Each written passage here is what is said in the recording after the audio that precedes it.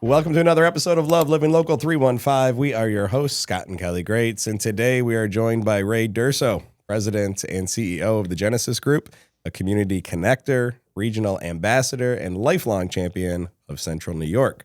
From civic leadership to radio and beyond, Ray's mission is simple: bring people together, make a positive difference. Welcome aboard, Ray. Greetings and Happy New Year. Yes, Happy New Year. Ray is fresh off a cruise.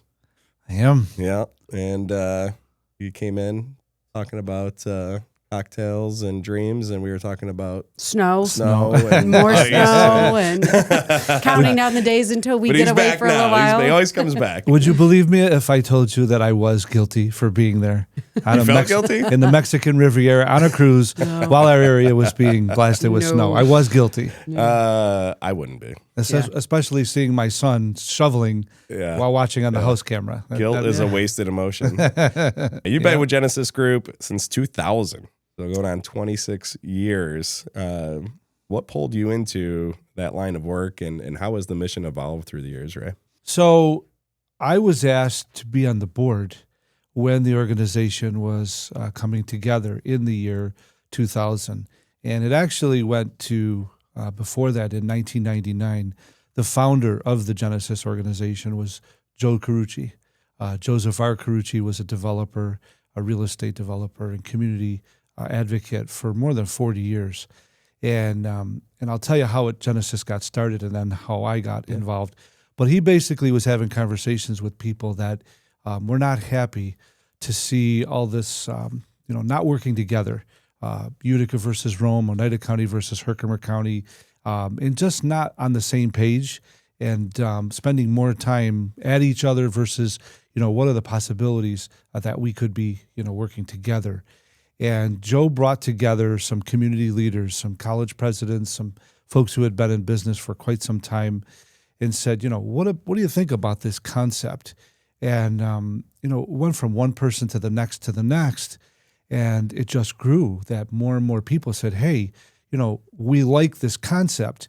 And Joe had just finished a term as chairman of the Greater Utica Chamber of Commerce, being on their board. And he said, the Chamber of Commerce is one thing, but collectively as a region, we need to be banded together. We need to be stronger. We need to, be more focused on a regional basis. And from that conversation, bringing college presidents and people in business and healthcare and throughout the area, asking them what their thoughts were, and everybody said, yeah, this is a great idea, was born this concept of, hey, let's start this organization. And there were some people in the area who's like, whoa, we already got organizations. We've got this, we've got that. We don't need another organization. So Joe, and others, there was a very big challenge for them to get through that. But once they educated people and sat down, like we're doing here, just having a simple conversation, this is who we are and this is why, then people bought into the concept. Oh, okay, you're not trying to take us out or replace us or anything like that. You're not stepping on toes. We see what you're trying to do. Then more traction. The organization got more traction. And this core group of people started to get together on a regular basis. And former president of Utica College at the time was Todd Hutton. Todd really was a founding father, one of the founding fathers with Joe Carucci, as well as Peter Cahan, who was the president at SUNY Poly. And we started to have meetings every Tuesday and Thursday at 7 a.m. at Utica College, 7 to 9. There was about 25 people. Think about that for a minute.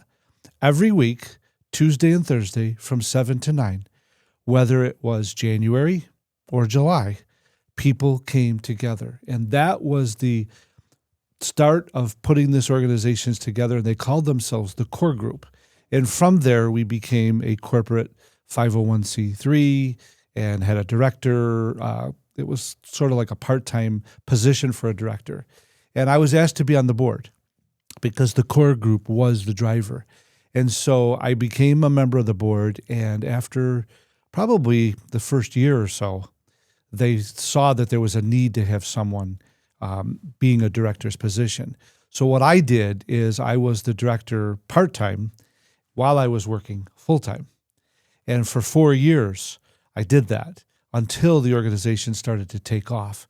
And I resigned my position from full-time, and I became the full-time director, CEO, president. Yep. And here I am entering my 26th year.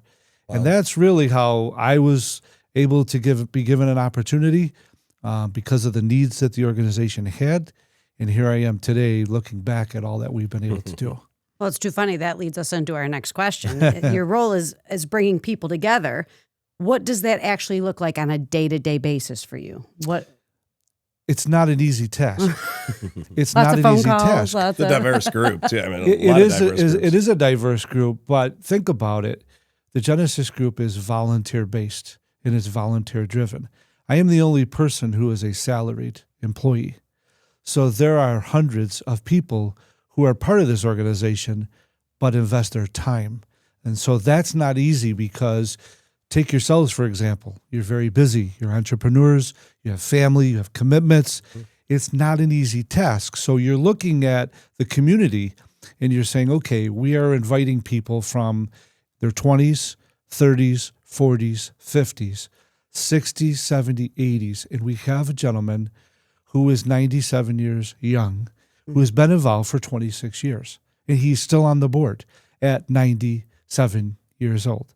And so you look at the community and you say, okay, we want to bring people not only as board members, but as committee chairs, heading up different committees, programs, projects, but they're busy and they've got a lot of commitments. And so you need to educate. I mean, I really, in my history here, is educating people is key.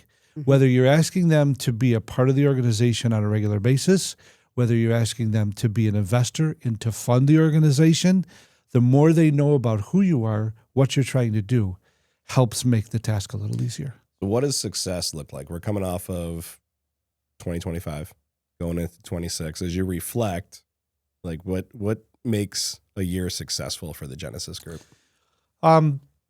Bringing people together at what we do. So we have a lot of events, and we've actually cut down the amount of events because they can be tasking. I hate to keep using that word, but they can be tasking on your volunteers and on your system. So what we try to do is have events that are meaningful throughout the year. And instead of having so many events with a sparse crowd at each, we have fewer events with very good crowds. And you want the right people there. You don't want to do an event just to say, hey, we're doing an event. But your question to me is, what does success look like? So if I can say to you, in a given year, doing 5 to 7 major events and having your attendance at 300 to 500 people, those are successful events because you brought people, especially when you do them on a morning time, and especially our upcoming event, our very first event of the year, is always our regional legislative forum. People come from Otsego, Madison, Herkimer, Oneida counties throughout our area, and it starts at 7:30 in the morning. Well, it could be snowing, it could be ice. You don't know what the weather's going to be looking like. But they're there because they care about the area. So when you're doing events throughout the year and you can see people attending, people being recognized, people being acknowledged, you're exposing the greatness of our community, and you're doing it in a significant way. And you look back and you say, I'm still hearing people talk about events that I did 3 or 4 months ago. That's success. Cool. So you just mentioned the legislative breakfast coming up. What are some of the other community events that you do that people look forward to every year? So some of them are in person. Some of them are online initiatives. Like after we have the legislative forum, we have a developers forum where you bring together people who are investing and developing projects, economic development, what's happening in our cities and our counties that is impacting people, because economic development is real estate, it's developers, it's banking, so there's a trickle down effect, and it includes a lot of people. Then you get into healthcare. Healthcare is a multi-billion-dollar industry. Having forums with our healthcare leaders, whether it's from Bassett, Little Falls, Rome, Utica, Oneida. There's a lot of synergy within our healthcare leaders. So those are some of the events that we do. We also have a teacher appreciation initiative, which recognizes teachers, and that's always the first week in May.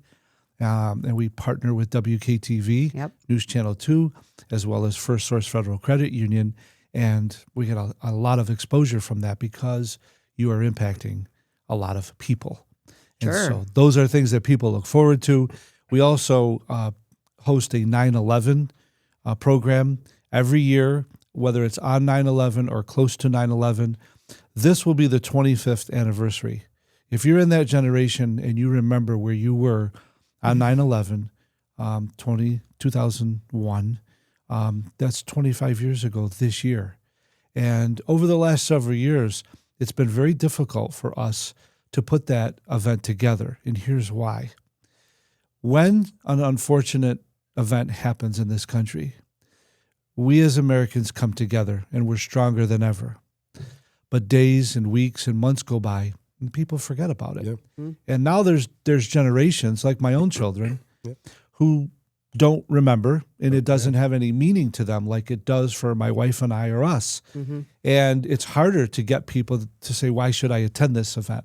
So about 10 years ago, my co-chair, Frank Coots, who is a retired major of the New York State Police, he and I have been working on this project for many, many years. About a decade ago, we said to each other, it's time to change things up a little bit. We will always make the 9/11 the Day of Remembrance. We'll always make that the centerpiece of this program and this breakfast. But we changed the focus to put an emphasis on appreciating first responders. Because now that affects everybody. It impacts everybody, and people are aware of what that is. And we hear more and more from first responders how they're treated out on the street. And, I don't have to tell you, it's not fun, it's not safe, it's not good. And for them to be able to be respected and appreciated by their community, now that's a reason for someone to come. Such a good pivot. And, excuse me, the comparison I always make is Pearl Harbor. I was born 30-something years after Pearl Harbor, and it seems like forever ago. But for me, growing up as a child, we learned about Pearl Harbor, but it didn't have, significance. So now I look, we're this will be 26 years. Like it's kids being born now. It's like Pearl Harbor. And we were in D.C. When we were 9/11. We were less than a mile from the Pentagon that day. Yeah, that was my first teaching job. We were down we'd moved down there, 5 days prior to it? 8 days. It was crazy. 3rd. Yeah. So you have a story to tell. For sure. It was the first time in my life, first and only time. He had not gotten a job yet. We went down there because I got my first teaching job. So here we're in this just out of huge college. city. This tragic event happens. I don't know how to get home because all major highways are closed so that first responders and emergency vehicles can get. We didn't have cell phones either. We didn't have cell phones. That's another thing that's crazy. And it was like, I had no contact with him. His families had no contact with us. It was wild. It was absolutely crazy. I was alone in the apartment we were staying at and on the balcony, and it could smell the smoke from the Pentagon, watching the news talking about this other plane that they think is heading back towards D.C. And meanwhile, there was just fighter jets circling D.C. And I'm having students called out of class because their family members could have been affected or worked in the Pentagon. It was crazy. But to your point, the first responders, it's I'll botch the quote, but when everyone's running out of a building, they're running in. Correct. For sure. And remembering that. Yeah. And that happens every single day on much lower levels, obviously. But, others ahead of self, truly what first responders do. We met through all the work you do with schools, which you touch on the teachers, but you do a few different career days throughout the region. You want to talk a little bit about how you work with kids? And that leads up because in September we have the 9/11, and then in November it's all about education with American Education Week and our celebration of education, which is a national initiative, American Education Week. It's celebrated across the country, but we have one of the largest events, at least in New York State, that we have been told, even from level of Board of Regents, that pays attention to teachers and their impact. But leading up to that and throughout the year, I'll never forget this. This happened very early on, nearly 20 plus years ago. I was at a meeting with some teachers, and they asked me would I be interested in speaking to students, and would I be interested in maybe bringing some other career representatives and maybe starting like a career day. And I said, let me think about it. And I said, let me get back to you, because what I didn't want to do was I didn't want to walk into a gym or an auditorium with 300 or 400 students or more and stand at a podium and just preach to them, especially Kids didn't want that either. 8 o'clock in the morning. And I said, that's boring. Right. They're going to be half asleep. You're not going to get their attention. So a couple of days later, I called the educator back, the principal actually, and I said, I have an idea for you. And I said, what I'd like to do is I'd like to bring about 30 to 40 career representatives. And I said, give me some round tables. And I want round table, immediate, intimate interaction with the kids. And I'd like to have a wireless mic, and I'd like the PA system with a boombox. At the time, we're talking boombox / radio. And they said, why the boombox? And I said, well, I'm going to play music.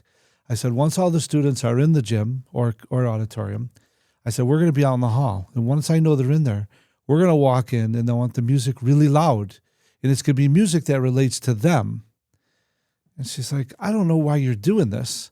And I said, trust me, just watch. And the reason why I continue to do that today is because you only have one opportunity to get the attention of students in high school. So if you're going in there at 8 a.m. or 8:30, and there's 300 or 400 students in a gym or a auditorium, and you got all these people, their first thought is, what are these old people doing? Why are they listening and playing our music? We have their attention, and they could be laughing at us. They could be laughing with us, which most of them do, and they clap. But right off the bat, we have their attention. And then for the next couple of hours, it's all about having their attention, asking questions, and getting them to ask questions and talk, and trying to make an impact. And they started out as career days or career fairs, college, life-ready programs, whatever you want to call the program. Again, it goes back to your question about what does success look at. When you have a high school student coming into a program like that, not knowing what they want to do for their career, but maybe giving them 3 or 4 different ideas, that's success. Yeah. And then they go home and they talk to their family members and say, hey, I talked to a physician today, or I talked to a computer programmer, or whatever the career might be. I enjoy doing those. And I appreciate people like yourself who come with us so that we have that opportunity.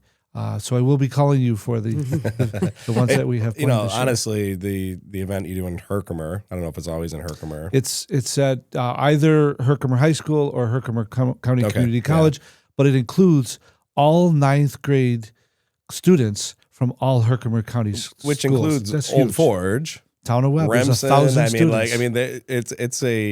This is a production. I'm sure. Every freshman in Herkimer County, it's like 1,000 It's 1,000 plus kids. And it's in 2 different shifts that they come in, and just the logistics of bussing them all in and being a part of it. It really is not only cool to be a part of, but it's cool to see. So I'm in insurance. No one wants to be in insurance, right? I joked, we're all here. None of us planned on it, so if you fail at everything else in life, you can always be in insurance. But we get kids that will come over to the table reluctantly. And then when I start talking, not so much about insurance, but how the business works and leveraging time. And, am I working right now? Like, I'm not at my agency, but I have people who are. And if they're selling policies, and I'm getting paid even if I'm not there. And then how do you scale that? And all of a sudden these kids' eyes are like, oh, wow, like you can make like real money doing that. And I'm like, it's not so bad, right? And so the point being, there's numerous careers there that kids probably would never think about wanting more information. Glamorous. It's not a glamorous thing, but they get exposed in a short period, and it's a great platform that you put together. Yeah. So you can tell just by the way you're speaking now and from your work that you're very optimistic and positive.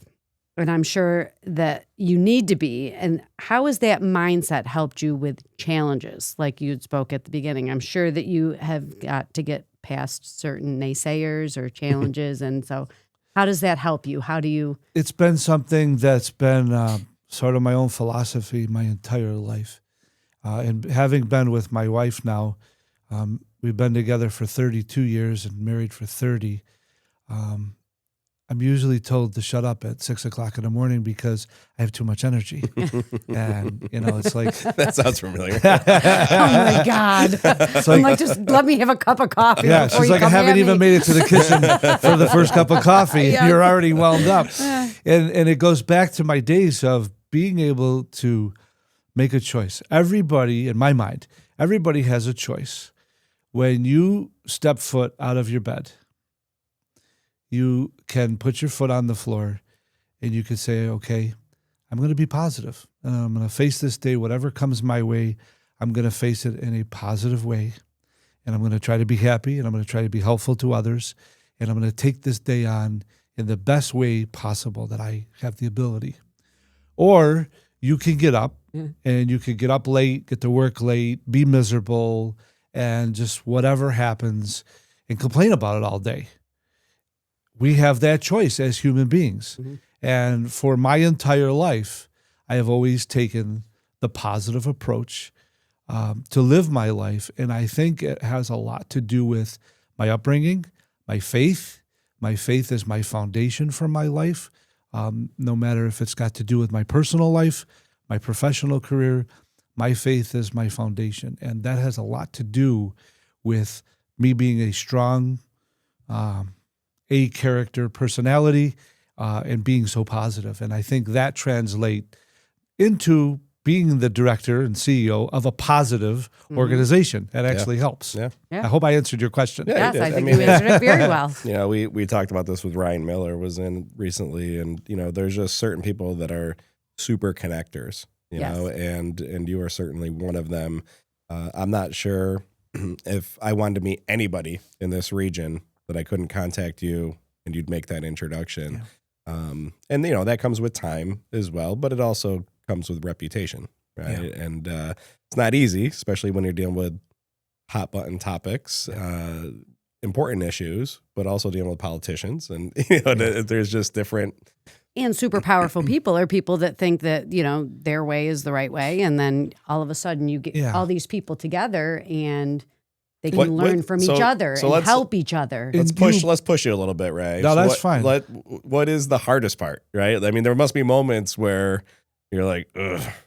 Right? I mean, or something you don't look forward to. Well, I'm glad you asked that question because I was going to respond to something you both have mentioned before, is that once people are educated as to who we are, what we're doing, what our mission is, our vision, our focus, it's hard to not want to be involved. You get excited, okay? And you say, we're actually trying to make a difference here, folks. This is not difficult, and it's not controversial. It's not political. And that was something that was very important to our founding members, is that it's all about the community agenda. And we try to avoid the politics of the community, the politics of controversy, but rise above it and look at people and trying to make that difference. And people recognize that, especially donors, because donors don't want to put their money or their investment in controversial situations.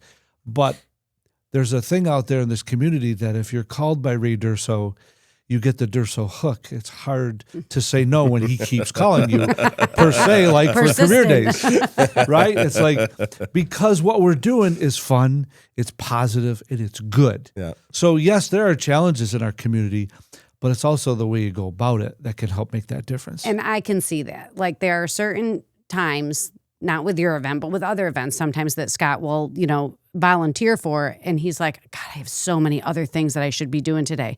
But as soon as he leaves a career day or an event where he's helping other people or just talking, you can see that he feels so much better about himself and his mission. Right. So it really is something that everybody You're really good at setting people up for the future contact. Mm-hmm. So it's, you're always like, hey, before you even leave the event, I'll be getting a hold of you. Like, okay. And then you got that high of the event and you're like, sure, Ray, whatever you need. And then you get the email and you're like, oh, I think I committed to that. Yes, I definitely thought I would do this, but yeah. So you're good at what you do, my friend. Obviously. It's something that you have to keep at. You got to keep communicating with people. Yeah. The more notice you give people, the better. Sure. For them. You have to be respectful of people's schedules and people's commitments. And that's something that I've learned over the years, especially when you invite someone to come to a meeting, to be a part of something, to attend a breakfast, to attend a luncheon. I always respect people's time. And people will say, hey, this started at noon and I'm done at 1:15. How'd you do that? It's because I got started. As soon as you walked in, I was ready for you. Yep. And I respect your time, Scott. And I respect your day today. And that, people appreciate that. So let's move. We've talked about politicians and stuff like that. Let's move to small business owners. And you're chair of the Mohawk Valley Chamber Alliance, correct? Yes, I am. So what do you believe small businesses need most right now? Each other. I would say that I've been involved with the Chamber Alliance of the Mohawk Valley for about, I want to say almost 15 years. And I've served as their president and chairman for many years, I think because nobody else wants the job. But it's been an honor for me to continue to serve. And every year I tell them if there's anyone else wants it. But it's really being, bringing people together from all of our chambers of commerce. But I think to answer your question is before the pandemic, you could always be able to say that running a business is not easy. And it's something that you have to give your entire being towards. And you being in business yourselves can understand that. During the pandemic, if you did not make adjustments to go along with the changes that the pandemic brought, you either are no longer in business today or you made those, you adapted and are now being able to, get along with your business. But it's still not easy. Being in business is not an easy thing to do. The bigger the business, the bigger the challenges. And so what I preach to chambers of commerce that are in our alliance is that we need each other. And for Chamber Alliance directors to meet on a regular basis, which we do, we learn from one another. We learn what our strengths are, what our weaknesses are, how we can listen to one another and say, hey, the Rome Chamber is doing something this way, but the Herkimer County Chamber is doing it this way. Where can I learn from that and how can I do it differently? And so being able to pick up the phone, being able to meet in person, focusing on the needs of your members and your businesses, okay, is really important. I know that chambers of commerce do a lot of social events, but you have to be very cautious with social events because there becomes a liability when you're doing a social event. Whether you're a chamber or not, there is a lot of risk there. But what I like to share on a regular basis is that listen to your members, your businesses, and as an organization, as that alliance of other chambers of commerce, what can we do, especially here now in 2026? Just listening to you about your businesses, what are your needs? Whether it's related to health insurance, whether it's related to workforce investment, whether it's related to educating, your employees or whatever it might be, I believe I can answer your question.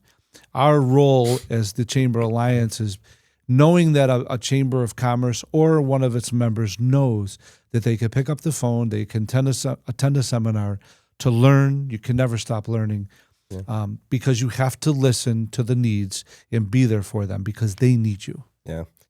So I've been in sales my whole life. I'm a sales trainer. Kicked off a new session with some trainees yesterday, and that's day one.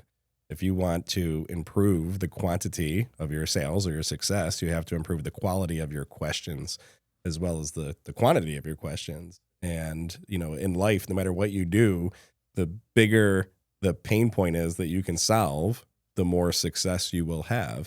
And, you are a liaison who asks really good questions. How do you bring people together? You ask questions, right? You don't come in with your agenda. You find out what their pain point is, and then you connect them to someone who has a potential solution for that. And then you're the hero, but all you didn't have the answer. You just brought two people together who could help one another. Community connections. Yeah. That's really, being a community which sounds elementary when I say it, but that is not easy, and And we won't admit it, but we're a very ego-driven society where we want the answers, we want the solution, or we you're want it even now. afraid to say, and I need help. but There's a lot of people that have a hard time with that. just ask the question. So, all right, I don't want you to go too deep here, Ray, but just rapid fire. You're involved in so many things, right? So you're writing articles for newspapers still. You're doing digital work. You're hosting a radio show. So just give the audience a list of what you're doing and then what the best way to connect with you is. Well, I find that one of the things I enjoy doing the most is being out and about. If I'm sitting at a desk, at a computer, sometimes it's necessary and you need to do it. But being out and about in this forum, having a conversation, and whether we're in downtown Utica, downtown Oneida, downtown Rome, downtown Herkimer, downtown Old Forge, downtown Cooperstown, okay, that's my territory. It's the Mohawk Valley region. And I feel that we are stronger when we work together. And if I have the ability to be that person who's out there bringing people together, whether it's in a school or in a healthcare facility or in a business or in a restaurant, no matter where it is, being able to connect people, to listen, to communicate is number one, something I enjoy. But with all that I do, the day-to-day, we're based at SUNY Poly. We have an affiliation with SUNY Poly because of Peter Can, one of our former members, our founding fathers. We have an affiliation. SUNY is our fiscal agent. So I'm at SUNY Poly on a regular basis. So I'm out and about and meeting with people. But I think attending meetings and listening to people, making good things happen is my mantra. And no matter what I do, where I do it, how I do it, is just focusing on the community's agenda. Did I answer your question? Yeah. Give me some logistics though, as far as like if people want to connect with you, like because you're writing articles, you're doing the radio thing, so like So I got a call yesterday from the director of the Ride for Children, Ride for Missing Children, and he said we have a new initiative. We're going to announce it soon. We'd like to come on your radio show to do it. I'm here. I'm available. That's what the show is for. Boom. We set a date. He's coming on. So I'm there. So the show is a resource. Our general emails, we have nearly 20,000 business and community leaders who get those weekly emails, and it's a resource. So that's something I monitor. In 2020, I started writing opinions on behalf of our organization, and I'll tell you how it happened, okay? So in May of 2020, Dave Dudayak was the opinion page editor, and he had worked for the Observer-Dispatch for 47 years. Yeah. He got a call one day from the Gannett Group and told him that the opinion page was going to be eliminated from the Observer-Dispatch, hence he wouldn't have a job anymore after 47 years. So he made the decision to retire, and he started telling people about it. So when he called me, I said, how can that be? An opinion page is a part of a community. And he said, well, probably, you're going to get the hot dog now, just the bun. And, you're losing that hot dog in the bun. And that gave me the idea that Genesis could fill a need in the community. I don't have to follow the political stories, and I don't have to get involved in the political, controversial stories, because they're always going to be there.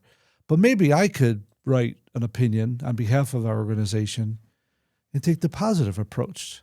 And that's when the Genesis Group View and Opinion began in 2020. And that is something that I do on a regular basis. It takes a lot of time because you have to be very careful. You have to do your homework. But a lot of people see that.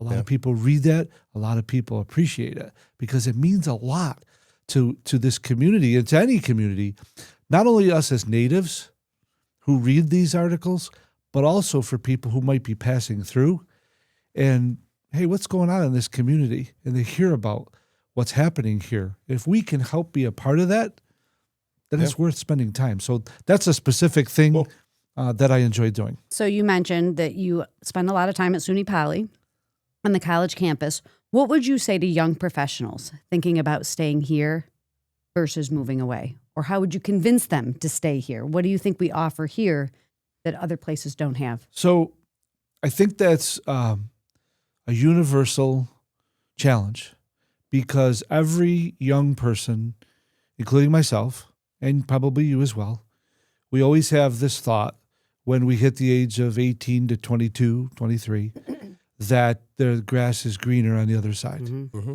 And whether we have traveled the far and been out into the world and seen what the world looks like, or we haven't, it's being a part of being young. And sometimes we feel we have to do it. But for those who can recognize it at that age, that there is a lot to offer in our area, good for you. Because I have included in the last several years as a part of our career programs, getting to students in high school and saying, yeah, I know. I was at your age one time, and I said, I have to go to Florida. I have to go wherever it might be because it's going to be better than here. But you don't have to. You're thinking it, but it's not something you have to do. Why? Because what are you looking for in a community? You're looking to get a good job. We have them. You're looking to be safe. We are a safe community. Okay. I want things to do. We do have things to do. Mm-hmm. This community is all about tradition. We have a foundation of family, tradition. Those are great morals to build your life on. And so those are things you can sell to others as to why you'd want to stay here. I want to tell you, if we have time, a very funny but a very important story. A couple years ago, my wife and I had gone on a trip, and it was a cruise a few years ago. And we were on one of the islands that the cruise had stopped. It was a Royal Caribbean cruise. I can't remember the name of the island, but we were only there for the day. And you get there early and you get your chairs, the sun is shining, and I sat on my chair, my wife's on her chair. Where are you from? You start talking to people around you. And so I said to the gentleman next to me, now I'm in the middle of the Bahamas, okay, which is 1,500 to 2,000 miles away from Utica, New York, in the Mohawk Valley. And I said to the guy who was sitting at the chair next to me, I'm from upstate New York, because when you say New York, people assume you're from the city. I'm from upstate New York. Where are you from in upstate New York?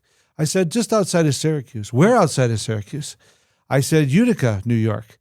A guy about 30 to 40 feet from me yells out, you're from Utica? I run the Boilermaker. After the Boilermaker, I go get Tony's Italian tomato pie. I go to Hemstrasse to get my Half Moons. Yeah.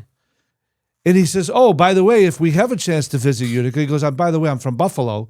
He says, we like your chicken riggies and your greens. Okay? I'm 2,000 miles away. And, you realize what this area is known for, the quality of life that we have, our food, the Boilermaker race. Mm-hmm. And it happens all the time. Yeah. It really does happen all the time, not just to me, but it happens to people who are from this region. Mm-hmm. So those are lessons we want our young people to know, that this area has a lot to offer. It has a lot that we're known for. And the grass might not be greener. The sun might shine, right? Sometimes more often. The grass might be greener, but to put a bow on this quality of hour, life. Stay in Utica, but go on cruises frequently. With Ray. See some sunshine and some green grass every once in a while. Yeah, I mean, it's also something to be able to say to somebody that we have the fortunate opportunity to have 4 different seasons, because the snow that we're having this winter is plentiful for the Tug Hill and the Old Forge market and Snow Ridge, the snow ridges of the Mohawk Valley. So that's an industry in itself that depends on the weather. So we got a rapid fire. Yeah, let's do it. Go we got for 5 minutes, Ray. Go for I it. need you to be as quick as possible Go for here. All right. So love reading bios. Ray's was great. We can so much we don't have time to get into, but he's met all sorts of famous people. But the one that stood out to me, 8th hole, Twin Ponds, hole in one, right? So people golf their whole life. They never get a hole in one. I just try to hit the green, right? Yeah. So you're a Yankee fan, Yankee game, or round of golf? Round of golf. Describe the Genesis Group in 1 or 2 words. Community connector. What is your favorite community or one of your favorite community events to attend here? That I put on, or that Nah, just in general. In general, I would say the Boilermaker. Yeah. What's one of the most memorable people you've ever met or interviewed? I had a great conversation with George Steinbrenner, owner of the Yankees. The old man. The old man, Not the father. kid. Yeah. I met him at Vernon Downs. Had a great conversation with him. Had a great conversation with Vice President Dick Cheney, Bill Clinton, Hillary Clinton. There's been a lot of people. I've met Whitney Houston 3 times. Yeah. You're flexing on us. Yeah. I mean, yeah, I know there's one answer here, but there's been several people that I've just really enjoyed the I opportunity. think if we do this for another 30 years, no one will have a list like that. Yeah, that's impressive. It's an impressive Presidents list. and Governors. If you could instantly fix one challenge in the region, what would it be? To get people to listen and be educated before they express their opinion. So Ray Durso, the Genesis Group. I mean, so many words to describe you, just positive, genuine, authentic. And obviously in this area where people's BS meters are really high, you can't do what you've done for close to 3 decades now, bringing people together without being the real deal. So we appreciate you being here and all the work you do, Ray. I appreciate the opportunity and the platform, and I will give you my final remarks because it has a lot to do with what the focus of Genesis is after looking at the first 25 years and where do we go from here. Every community has its challenges. There's not a community in the entire world that is immune to challenges, but we also have opportunities, and we're not going to be able to fix government. We're not going to be able to lower taxes or fix the roads. There's always going to be a challenge in every single city, town, and village. But the one thing that we as individuals will always have the opportunity to do, and in my tenure as Genesis and my existence on this earth, I will never give up trying to make a difference. And that's something that I'm looking forward to sharing with people as we go forward.